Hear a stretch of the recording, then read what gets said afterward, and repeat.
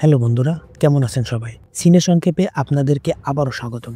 এই গল্পে দুই মেয়ে একটি ট্রিপে যায়, কিন্তু ধোঁকায় পড়ে ফেঁসে যায় এক ভয়ঙ্কর গ্যাংয়ের হাতে, যেখানে জোর করে তাদের দিয়ে এমন কাজ করানো হয় যা দেখলে যে কারো গা কাটা দিয়ে উঠবে। সেখান থেকে বাঁচা প্রায় অসম্ভব ছিল, কিন্তু ভয় থেকে জন্ম নেওয়া লড়াই সবচেয়ে মারাত্মক হয়।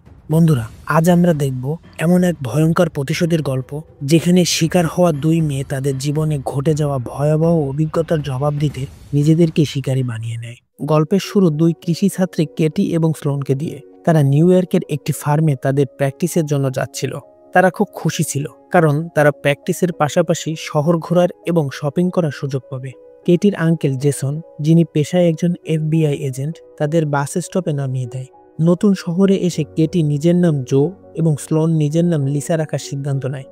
জেসন চলে যাওয়ার আগে কেটিকে বলে, নিরাপদে পৌঁছালে কোড ওয়ার্ড ব্যবহার করে আমাকে মেসেজ করে দিও, যাতে কেউ বুঝতে না পারে। কেটি মজা করে বলে, আমি কোড ওয়ার্ড হিসেবে অ্যাপেল লিখে দিব। এরপর বাসের জন্য অপেক্ষা করার সময় তারা একটি কফি শপে কফি খেতে যায়। সেখানে তাদের সাথে জেড এবং লুকাস নামের দুই যুবকের পরিচয় হয়। কেটি ও স্লোন তাদের নকল নাম বলে এবং আরও বলে, আমরা একটি কৃষি ফার্মে যাচ্ছি। জেড বলে, আমরাও সেই দিকে যাচ্ছি, তোমরা চাইলে আমাদের গাড়িতে যেতে পারো। প্রথমে কেটি বারণ করলেও স্লোনের জোরাজুরিতে রাজি হয়, আর এটাই ছিল তাদের জীবনের সবচেয়ে বড় ভুল। জেড ও লুকাস ফার্মে না গিয়ে জঙ্গলের কাছে তাদেরকে একটি বাড়িতে নিয়ে আসে। মেয়েরা ভয় পেয়ে যায়, কিন্তু লুকাসের মা মারিয়া খুব মিষ্টি ব্যবহার করে তাদেরকে ভেতরে ডেকে চা খেতে দেন। চা খাওয়ার সময় কেট জেসনকে মেসেজ করে, কিন্তু মারিয়া খাবারে নেশাজাতীয় দ্রব্য মিশিয়ে দেয়। বিষয়টি বুঝতে পেরেই তারা পালানোর চেষ্টা করে, কিন্তু কিছু দূর দৌড়ে গিয়েই তারা বেহুশ হয়ে যায়। এরপর জেড ও লুকাস তাদের তুলে নিয়ে আসে। পরের দিন তাদের ঘুম ভাঙে এক অচেনা জঙ্গলে। তারা দেখে তাদের হাত লোহার শিকল দিয়ে বাঁধা। তারা চিৎকার শুরু করে, কিন্তু জঙ্গল হওয়ায় কেউ তাদের আওয়াজ শুনতে পায় না। জেড এসে বলে, এটা এমন এক জায়গা যেখানে তোমার চিৎকার কেউ শুনতে পাবে না। এরপর সেখানে আসে বরিস নামের আরেকজন লোক, যে কেটির ফোন নিয়ে জিজ্ঞাসা করে কোড ওয়ার্ড অ্যাপেলের মানে কি। কেটি ভয় পেয়ে বলে, এর মানে তারা নিরাপদে আছে। বরিস সেই কোড ওয়ার্ড ব্যবহার করে জেসনকে আবারও মেসেজ করে দেয়। এরপর তারা কেটি ও স্লোনকে জোর করে তাদের সামনে গোসল করতে বাধ্য করে। তখনই সেখানে একজন পুলিশ অফিসার আসে। মেয়েরা তার কাছে সাহায্য চায়, কিন্তু কিছুক্ষণের মধ্যেই তারা বুঝতে পারে এই পুলিশ অফিসারও এই গ্যাংয়ের লোক। তাদের পালানোর শেষ আশাও শেষ হয়ে যায়। কেটি ও স্লোন অনুরোধ করে তাদেরকে ছেড়ে দেওয়ার জন্য, এবং টাকা দেওয়ার প্রস্তাব দিলেও তারা রাজি হয় না।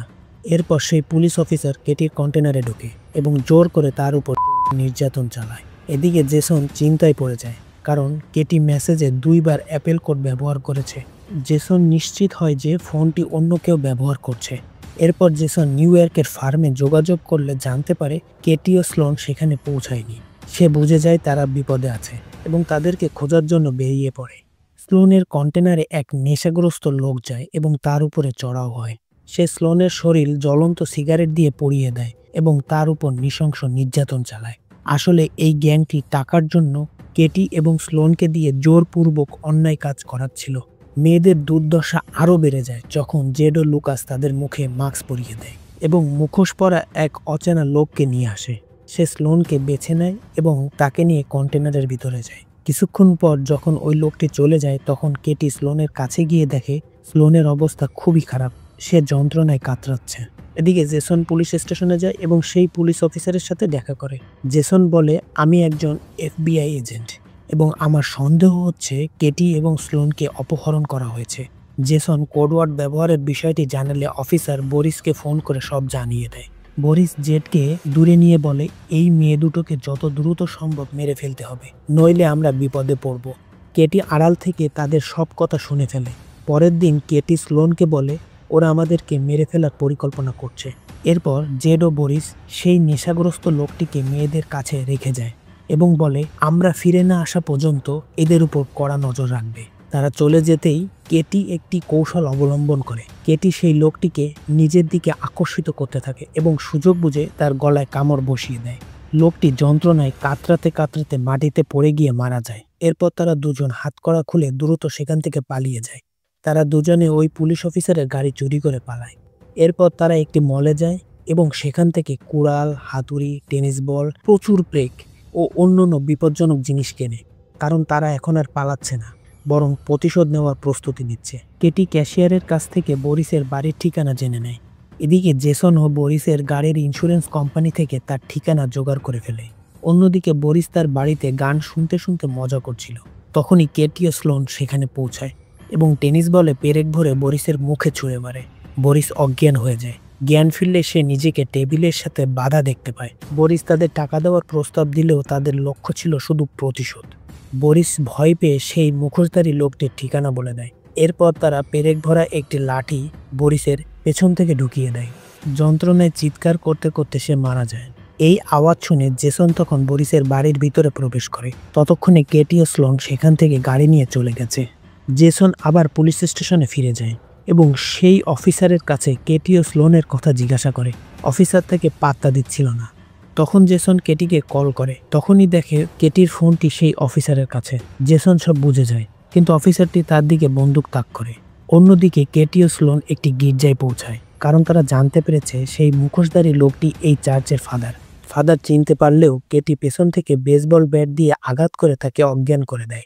এরপর তারা ফাদারকে গাড়ির পেছনে বেঁধে টেনে নিয়ে শহরের দিকে যায়। তারা একটি দোকান থেকে কেরোসিন ও দেশলাই কিনে ফাদারের গায়ে ঢেলে দেয় এবং জ্যান্ত পুড়িয়ে দেয়। এদিকে পুলিশ অফিসারটি জেসনকে বেঁধে রেখে দুটি নতুন মেয়েকে অপহরণ করে নিয়ে আসে। তখনই কেটি ও স্লোন চুপিসারে আসে এবং বেসবল ব্যাট দিয়ে অফিসারের মাথায় আঘাত করে। এরপর অফিসার অজ্ঞান হয়ে যায়। জ্ঞান ফিরলে সে নিজেকে চেয়ারের সাথে বাঁধা অবস্থায় দেখে এবং ক্ষমা চাইতে থাকে। তখন কেটি পিস্তলে মাত্র একটি বুলেট দিয়ে তাকে ভয় দেখানোর জন্য একটি গেম খেলতে শুরু করে। প্রতিবার ট্রিগার চাপার পর সে বেঁচে যাচ্ছিল। অফিসারটি হাসতে শুরু করে, কিন্তু পরের বার ট্রিগার চাপতেই কেটি তাকে গুলি করে মেরে ফেলে। এরপর কেটি ও স্লোন সেই মেয়ে দুটিকে মুক্ত করে দেয় এবং জেসনকে খুলে দিতে বলে। তারপর সেখান থেকে তারা চলে যায়। এরপর আমরা জেড ও লুকাসের মা মারিয়াকে দেখি, যিনি মদ খাচ্ছিল।